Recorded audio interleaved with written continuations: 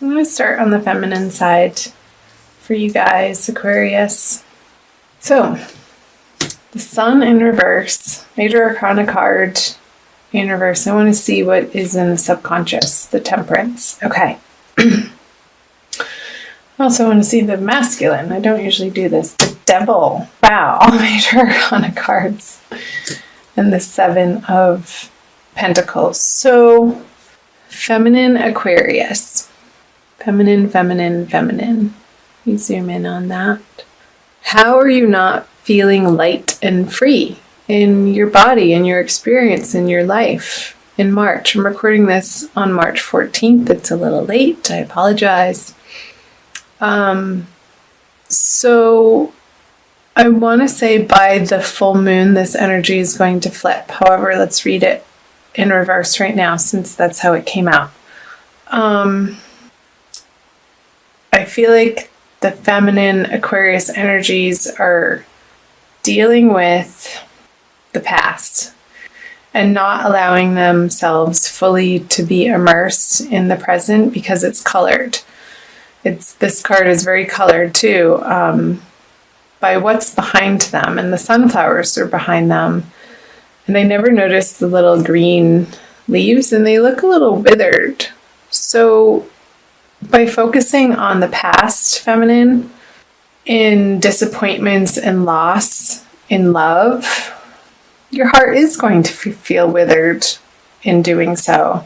You won't be able to feel like you can raise your flag and wave it around in exultation and exclamation of joy in your life if you're residing in some type of regret over the past. I feel like the subconscious, below the surface energies, though, are supporting you in helping you come to realize that this is going on and bringing you back into your full glory and full embodiment throughout the next couple of weeks towards the full moon, I want to say, to bring you back into balance and to bring you back into residing in the knowledge that you are a divine being of light and that at your essence is truly who you are, but you may not be feeling it in the middle of the month, Aquarius feminine, for whatever reason. I mean, everybody's situation is different because we're all individuals, so however that's resonating for you. So there'll be more information up here. Let's move over to the masculine with the Devil. It could be, now that I'm looking at both sides, the feminine is in this energy of regret because the masculine is over here sort of steeped in his own attachments and desires and mire and a little bit of darkness, and that's affecting the feminine from feeling like she can shine, because feminine, you're letting it. Nobody has control over you but you. However, certain relationships and people in our lives can hold sway and can pull on our heartstrings in a way that feels like it is out of our control, but that's just an illusion. That is not the truth at all. And so the masculine here, dealing with maybe some form of jealousy or addiction or attachment in his life. And again, I say his, him, he for masculine, and she, her, whatever for feminine. But I'll reiterate this again. I say it in all my videos, or I try to. We all have both masculine and feminine. So you could be a female that relates more to masculine energy this month, and it could flip-flop, or just in general in your life. I feel like he's distracted from the feminine in this internal experience that isn't necessarily so pleasant, but necessary, because he's needing, there's this underlying desire to move in a better direction, and feeling like he has to make a choice, but that none of the choices are really lighting his fire up. It's just sort of a ho-hum energy. Been there, done that. Well, what's next? And masculine, I feel like in order to move through that ho-hum energy, to step into a form of gratitude and appreciation for immediately what's in front of you, and things all of a sudden, you could be sitting in the same chair and the next breath feel like everything is completely in hypercolor when before it felt black and white. That's up to you. We're in control of our experience, and what we see in front of us is completely based on our belief system. So I feel like, masculine, you're undergoing this transformational process that's necessary in March around the new moon, of coming to really appreciate what is in your life, instead of maybe there was a little bit of an element of taking it for granted, and understanding the specialness in something that perhaps has been around a while, and renewing that vigor and renewing that passion for life in a holistic way, not in a needy way, or not in trying to fix something, and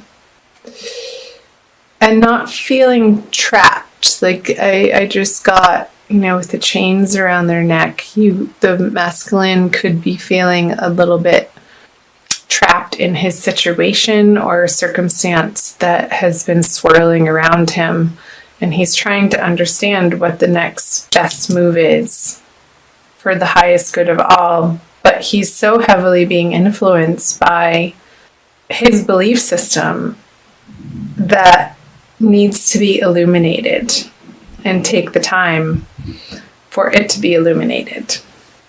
Let's see what's in his above board conscious energies is the 9 of Wands in reverse. So the masculine is feeling a little weary, and that whatever is in front of him that he's presented with, he just doesn't have the muster to be able to fight for it at this time in the outer world. And I'm wondering if it has to do with the feminine, because he's looking in her direction. I want to see what her conscious energies are. So the 6 of Wands. I feel like the feminine has her own thing going on, Aquarius, to the point where she's deciding now to move through this upside down sun energy. Like, okay, well, the masculine's over there sort of steeped in a little bit of negativity right now. And it's not permanent. It doesn't feel like a permanent energy at all, but something that he's moving through. She's going to focus on the areas of life that feel like are successful and are working, and keeping on the track of those areas of life to build the momentum so that she can feel happy in her heart, regardless of what he's doing over here, meddling through some muck. And I wonder if the masculine is looking over to her thinking, I don't feel like he's going to say this out loud, but it's more of an internal thought of, why is she so happy over there? What does she have to celebrate? And a little bit of envy coming from him. But it's very short-lived, and then it turns into a curiosity to want to know what she's up to and how she's doing it, and how she's pulling herself up by the bootstraps and really taking on these healthy patterns and habits and behaviors of her that ultimately act as an inspiration to him. So, curious message is Aquarius. Let's flip over the central. Yeah, there's definitely a disconnect here between the masculine and feminine Aquarian energies in March. There's some sorrow and an effort to understand what happened and maybe what went wrong between two people.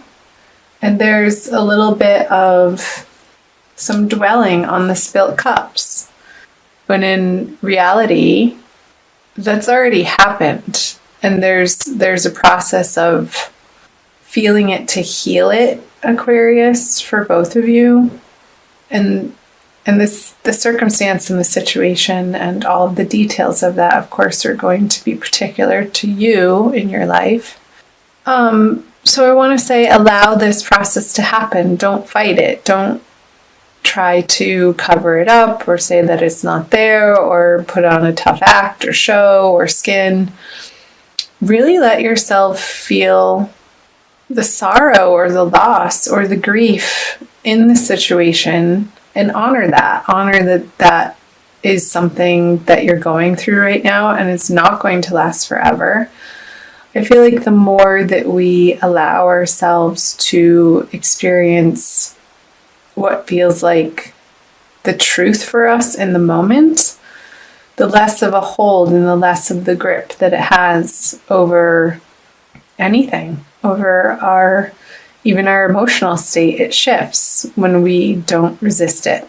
That's the message. Don't resist this card.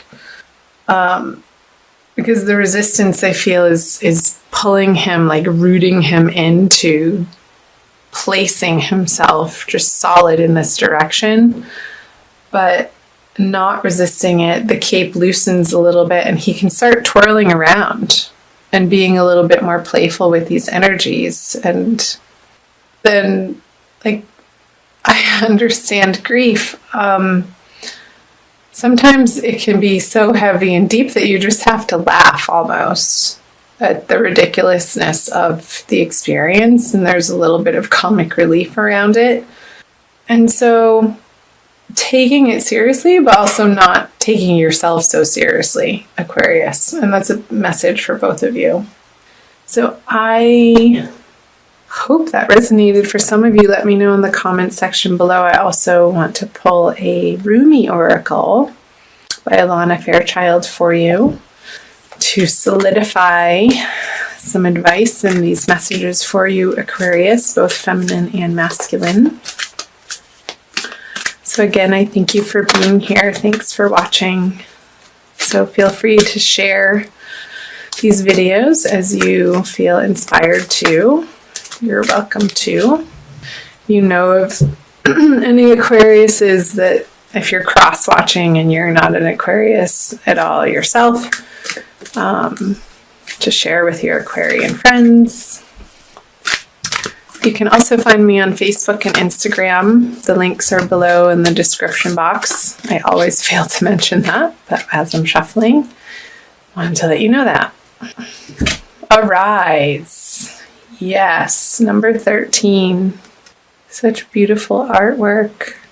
The distinction and the melding of the light and the dark, they both exist in this card. And the figure in it down here reminds me of the Five of Cups in the center of your reading and how your guardian angels are watching over this process for you, Aquarius. Wings of hope languish from lack of use. When wings dissipate and weaken, life begins to lose its value. Every cell in your body is created to rise to challenges. Your life is meant to confront everything that holds you captive. Don't sit at the bottom of the well, not caring about salvation. Listen to the voice within calling to you. Reach for eminence beyond your own maturity. Rumi. How perfect. This so reiterates and affirms this message of what was coming through in the tarot, you guys, about don't languish in this sorrow alone. Let yourself feel it, but also reach out for angel guidance too. And it will pass. You can move through it. So don't stay here too long, but allow it to happen if that is in your experience, is the message. Okay, Aquarius?